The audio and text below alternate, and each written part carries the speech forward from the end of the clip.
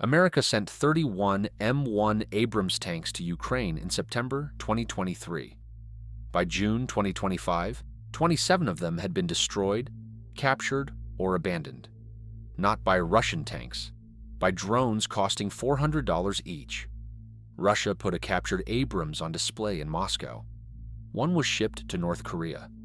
The U.S. National Security Advisor called them, publicly, on camera, not useful. But here is what the headlines missed. The tanks that failed in Ukraine were not the Abrams. Not the version the U.S. Army operates.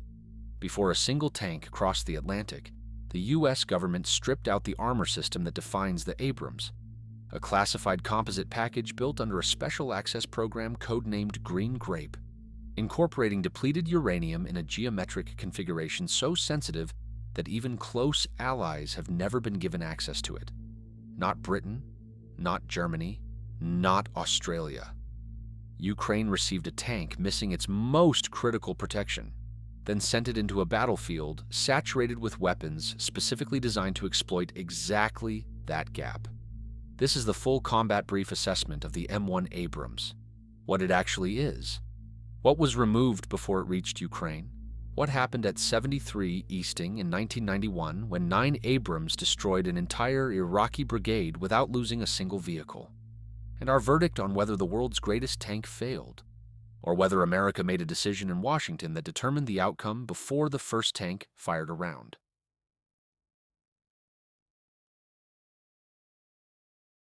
The Abrams was not the original plan. In 1961, the United States and West Germany launched a joint program to build the definitive Cold War tank. They called it the MBT-70.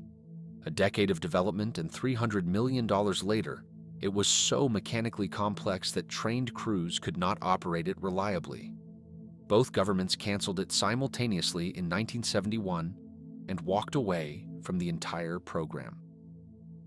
The replacement requirement was simple. Build the best conventional tank in the world. Not the most technically ambitious, the most capable in combat. Chrysler Defense won the contract in 1976. The defining decision was the engine. Every other main battle tank in the world runs on diesel. The Abrams runs on a Honeywell AGT-1500 gas turbine, an aircraft engine, delivering 1,500 horsepower in a 68-ton hull. 0 to 20 miles per hour in under 7 seconds. Cross-country speeds that opposing armor could not match. NATO allies observing exercises in Germany in the early 1980s named it Whispering Death, because the turbine's acoustic signature gave almost no warning before the tank was already past you. The M1 entered service in 1980. The M1 A1 followed in 1985, replacing the original gun with a 120mm smoothbore cannon from Germany's Rheinmetall, firing a depleted uranium kinetic energy penetrator at 1,600 meters per second. The M1A2 arrived in 1992, giving the commander and gunner independent thermal targeting systems so they could engage 2 separate threats simultaneously. And then, starting in the late 1980s, something was added to the armor that has never been publicly described in detail and has never been shared with any foreign government. Depleted uranium mesh incorporated inside the composite armor layers in a classified geometry, under a special access program designated Green Grape. A 1988 security guide states that if the armor is ever physically breached, even at a friendly maintenance facility, a cleared individual must immediately cover the exposed interior and initiate welding before any unauthorized person can see inside. That is Green Grape. That is what every American Abrams carries, and that is what was taken out before the first one shipped to Ukraine.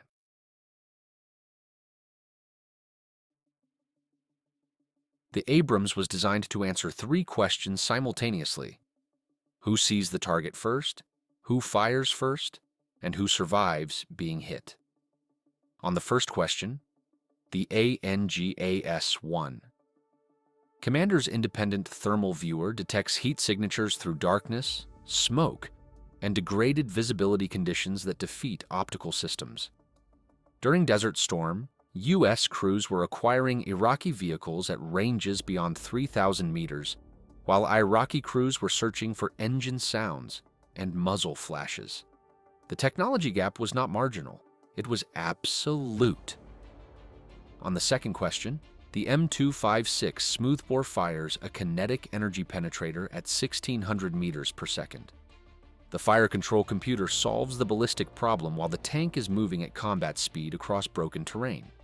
By the time the opposing crew registers that they have been targeted, the round is already in flight.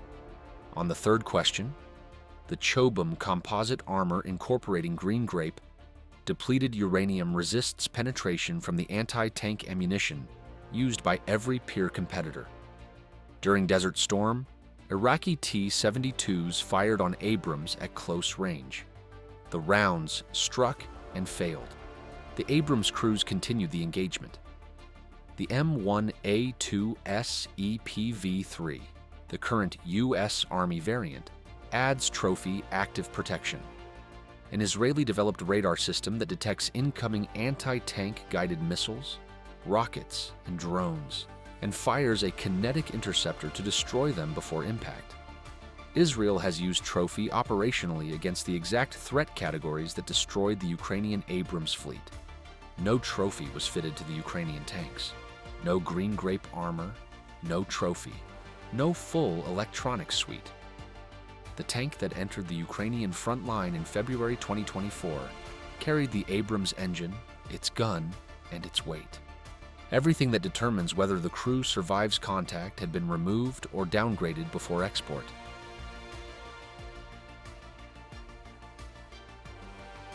Three decisions were made in Washington before the first Abrams arrived in Ukraine.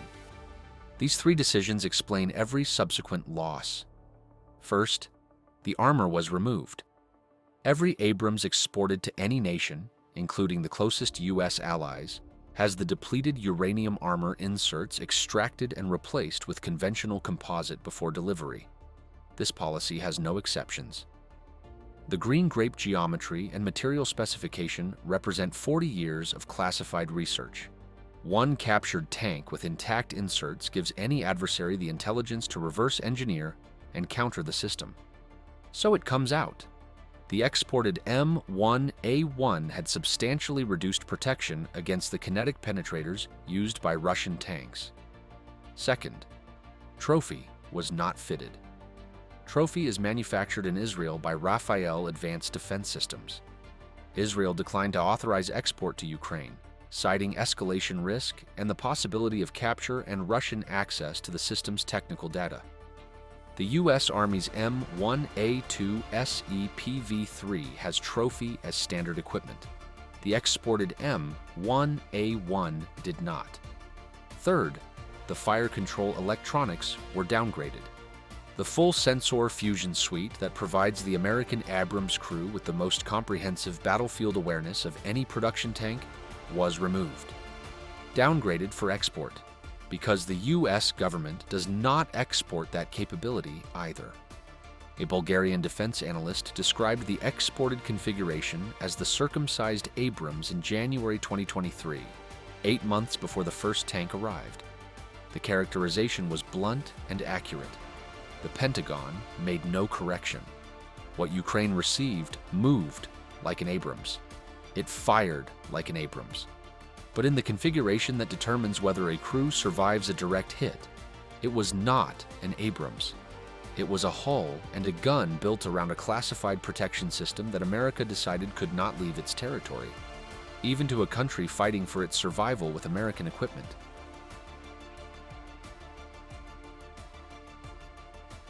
On the afternoon of February 26, 1991, Captain H.R. McMaster's thermal sight cut through a sandstorm in southern Iraq and found something that should not have been there. McMaster commanded Eagle Troop of the 2nd Armored Cavalry Regiment. 9 M1A1 Abrams tanks and 12 Bradley fighting vehicles, tasked with reconnaissance ahead of the main 7th Corps advance. His orders were to find the Republican Guard's defensive positions and report back. He was not authorized to initiate a major engagement. What his thermal sight showed at 4 minutes past 4 in the afternoon was an entire brigade of the Tawakalna Division, 40 Iraqi tanks, and 16 armored personnel carriers dug into defensive positions and oriented south, completely unaware that 9 American tanks had appeared on their eastern flank. McMaster's gunner engaged the first T-72 at over 2,000 meters. McMaster's executive officer radioed that they had exceeded the 70 easting limit of advance. McMaster replied, "I cannot stop. We are still in contact. Tell them I am sorry." In the 23 minutes that followed, Eagle Troop destroyed 28 Iraqi tanks, 16 armored personnel carriers, and 30 trucks. Iraqi tank crews fired on the Abrams throughout the engagement. The rounds struck and failed to penetrate. Not one American vehicle was lost. The Iraqi crews never identified their targets. Their thermal systems could not resolve the Abrams through the storm. They were firing at sounds and heat signatures at ranges where they could not achieve accuracy. The Abrams crews were engaging confirmed targets at distances the Iraqis could not even see. The battle became the defining engagement of Desert Storm and was later described as the last major tank battle of the 20th century. McMaster was subsequently promoted to lieutenant general and eventually appointed national security advisor to the President of the United States. The M1 Abrams fleet in Desert Storm destroyed approximately 2,000 Iraqi armored vehicles across the entire campaign. 0 Abrams were lost to enemy tank fire.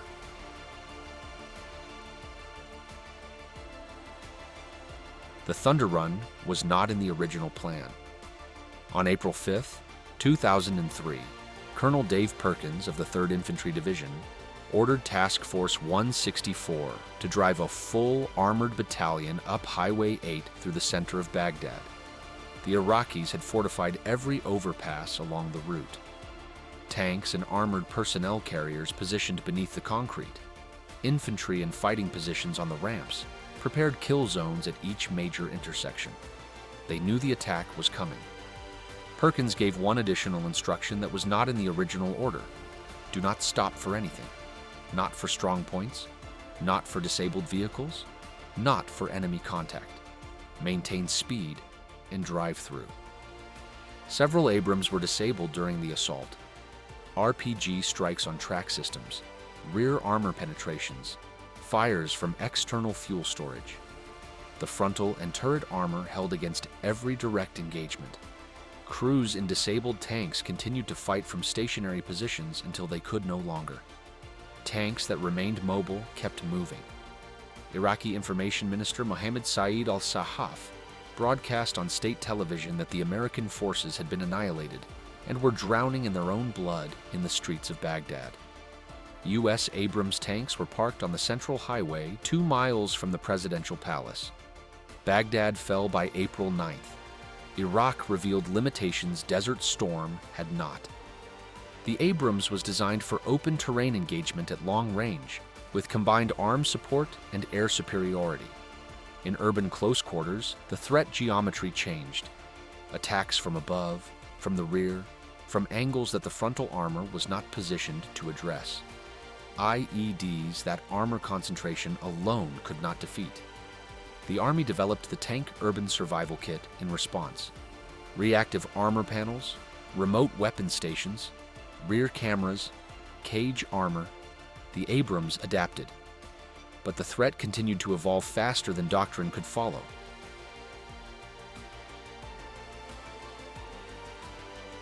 The first confirmed M1A1. Abrams appeared on the Ukrainian front line near Avdiivka on February 23, 2024. 3 days later, the first one was destroyed. The weapon was a Piranha 10 FPV drone, a commercial racing quadcopter modified with a shaped charge warhead, costing approximately $400. The operator guided it onto the top armor of the Abrams from approximately 3 kilometers using a first-person view feed. Top armor is the thinnest surface of the vehicle. Top armor is the surface not covered by the depleted uranium inserts that were removed before export. Top armor is where Trophy would have intercepted the threat, if Trophy had been fitted. The blowout panels on the ammunition compartment activated. The round storage cooked off. The tank was a total loss. The crew of the 47th Mechanized Brigade had taken every available precaution. Electronic countermeasures, cage armor over the turret, contact 1 reactive armor panels on the hull. The ECM was defeated by a frequency change on the drone's command link.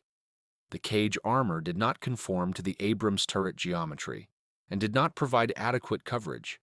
The reactive armor was not positioned for top attack geometry. The pattern that followed was consistent across every subsequent loss. FPV drones. Precision-guided artillery targeting the roof. Tandem warhead anti-tank missiles designed to sequence 2 charges and defeat reactive armor. Every attack from above or behind. The vectors where the exported configuration was most exposed. By April 2024, Ukraine withdrew the surviving Abrams from frontline service. In May, Russia transported a captured example to Moscow for the Army 2024 military exhibition. In November, one was transferred to North Korea and placed on public display. In December, U.S. National Security Advisor Jake Sullivan stated on record that the Abrams had not been useful in Ukraine. 5 of the original 31 remained operational. Australia subsequently transferred 49 additional M1 A1 tanks to supplement the depleted fleet.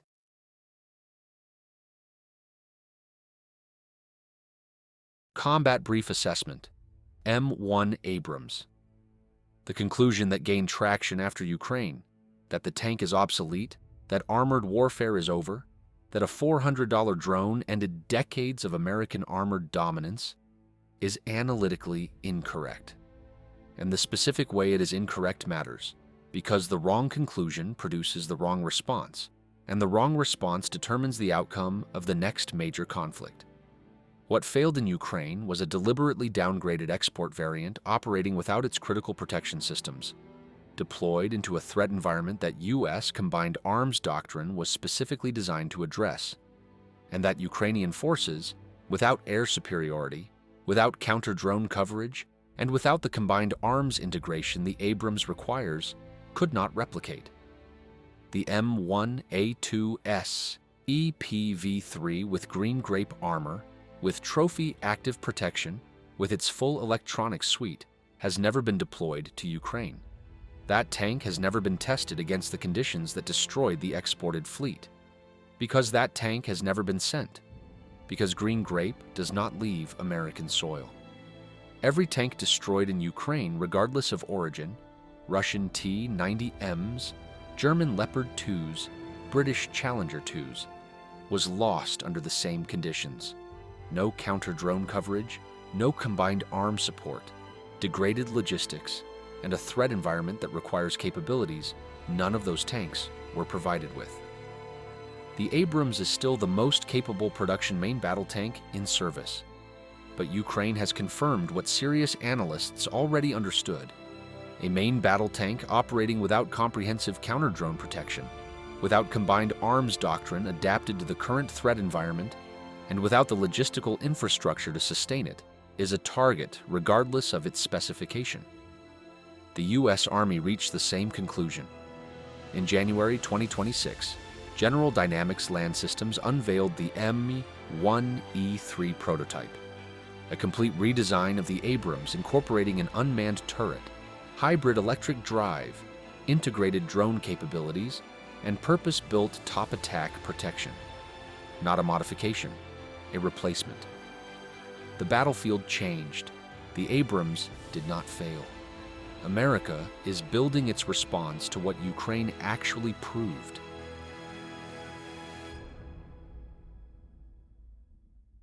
Combat Brief. Every system assessed. Every verdict delivered without explanation or apology. Next briefing is already being prepared. If you want to be in the room when it drops, subscribe. Assessed, not explained.